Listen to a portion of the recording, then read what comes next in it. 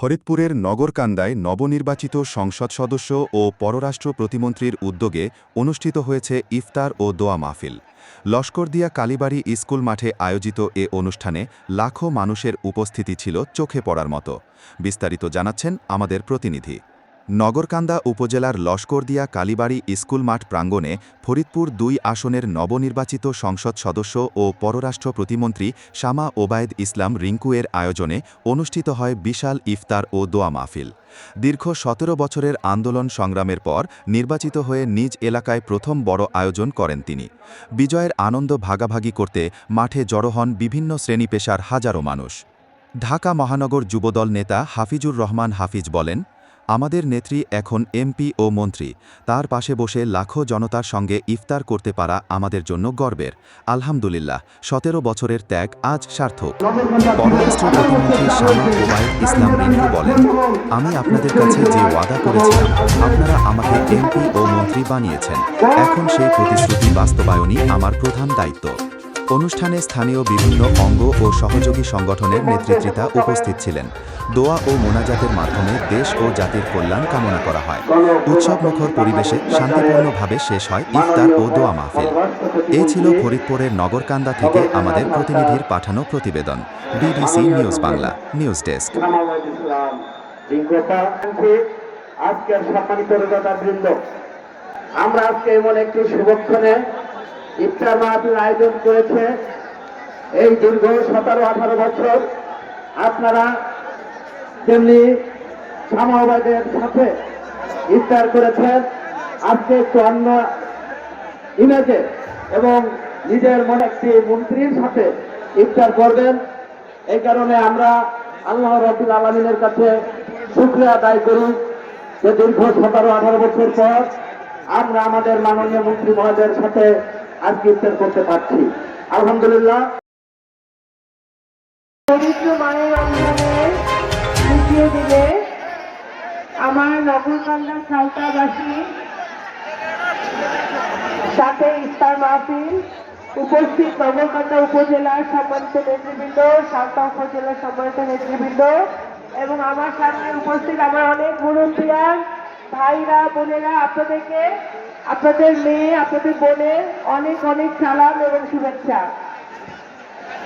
আজকে আমরা এখানে সবাই সমবেত হয়েছি ইফতারের জন্য এবং আল্লাহ রাব্বুল আলামিনের কাছে দোয়ার শুকরিয়া আদায় করার জন্য যে আমাদের এই ১৭ বছর ১৮ বছরের যে সংগ্রাম, যে আন্দোলন, অত্যাচার, অনাচার, এই সব কিছুর পরে গত ১২ই ফেব্রুয়ারি একটি সুষ্ঠু নির্বাচন হয়েছে, নিরপেক্ষ নির্বাচন হয়েছে।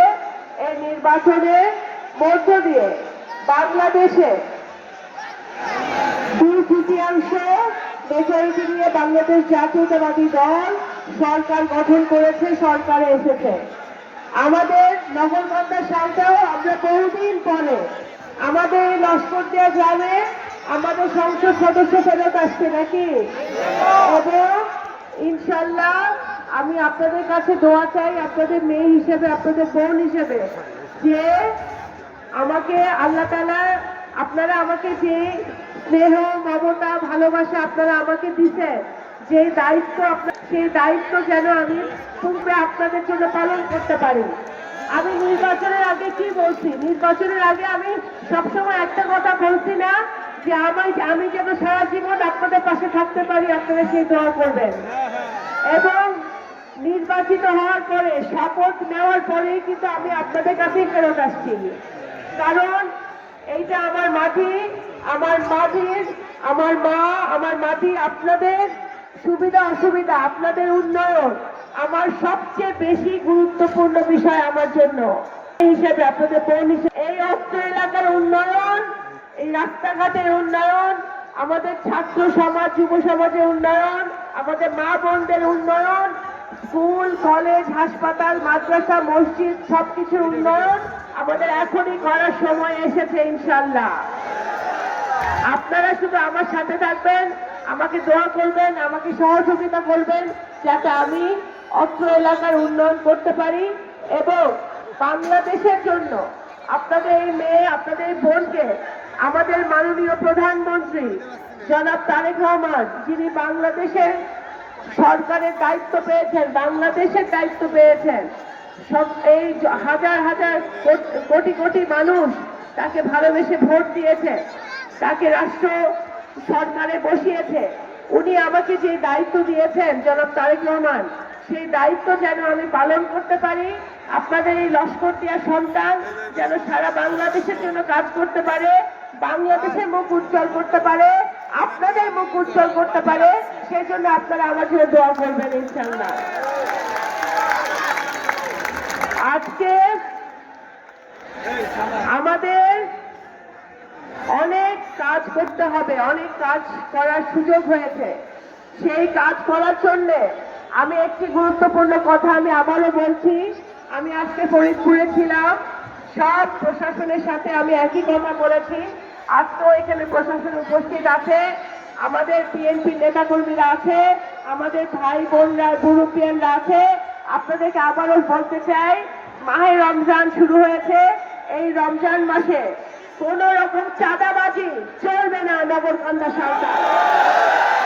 আপনারা যারা দোকানপাট করেন, ব্যবসা বাণিজ্য করেন, আপনাদের কাছে যদি কেউ চাঁদা চায় তাহলে সরাসরি পুলিশে খবর দিবেন। এই রোজার মাসে যাতে আমাদের জিনিসপত্রের দাম না বাড়ে, দ্রব্যমূল্য যাতে সহনীয় অবস্থায় থাকে, সেই জন্য আমাদের সরকার কাজ করতেছে। ইনশাল্লাহ সেটাও আমরা দেখব। আপনারা নগরকান্দা সালটায় কোনোভাবে চাঁদাবাজিকে প্রশ্রয় দেওয়া যাবে না, কোনো অন্যায় কাজকে প্রশ্রয় দেওয়া যাবে না, কোনো অনৈতিক কাজকে প্রশ্রয় দেওয়া যাবে না। কেউ যদি অনৈতিক কাজের সাথে জড়ায় তাহলে আপনারা যদি অবগত থাকেন, দয়া করে সেটা আমাকে জানাবেন অথবা পুলিশকে জানাবেন, প্রশাসনকে জানাবেন। তারা নিরপেক্ষভাবে, একেবারে 100% নিরপেক্ষভাবে তারা ব্যবস্থা নেবে। আমি আরো বলতে চাই যে আমি সংসদ সদস্য হইলেও আমার থেকে এই নগরকান্দা সালটা প্রশাসনের উপরে কোনো চাপ নাই। তারা নিরপেক্ষভাবে কাজ করবে, তারা সঠিকভাবে কাজ করবে, তারা সাধারণ জনগণের পাশে থাকবে, সাধারণ জনগণের সেবায় তারা নিয়োজিত থাকবে, অন্যায়কে প্রশ্রয় দিবে না।